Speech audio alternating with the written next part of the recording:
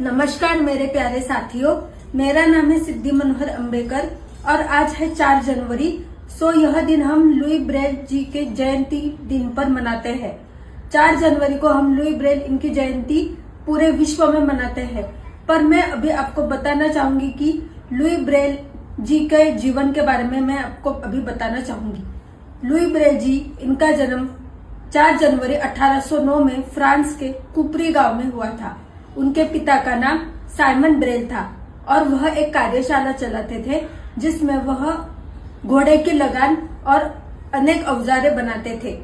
एक बार Louis Braille जब 3 साल के थे तब वह घूमते घूमते उनके पिता के कार्यशाला में जा पहुंचे और वहां पर कुछ खेलने लगे, किंतु वहां उनके हाथ से औजार संभल नहीं पाया और उनकी आंख में जाकर लग गया।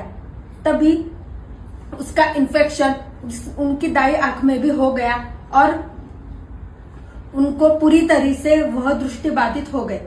तभी जब वह 10 साल के हो गए तभी उनका दाखिला नेशनल स्कूल ऑफ ब्लाइंड में फ्रांस में करा दिया गया। वहां पर वह पढ़ने के लिए गए थे।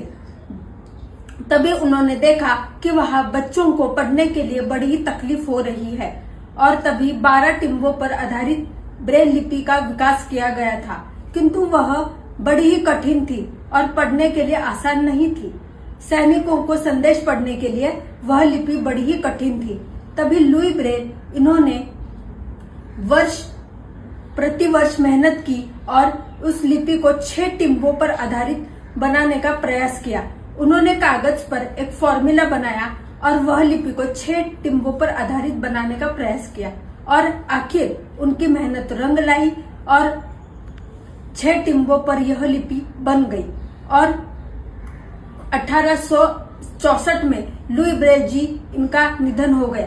उनकी मेहनत और उनकी बदौलत ही यह ब्रेल लिपि तैयार हुई और हम उस ब्रेल लुई और लुई ब्रेल जी के कारण ही हम यह लिपि पढ़ पा रहे हैं। इसलिए आज हम उनको धन्यवाद देते हैं और मैं अपने 2 शब्द यहीं पर समाप्त करती हूँ।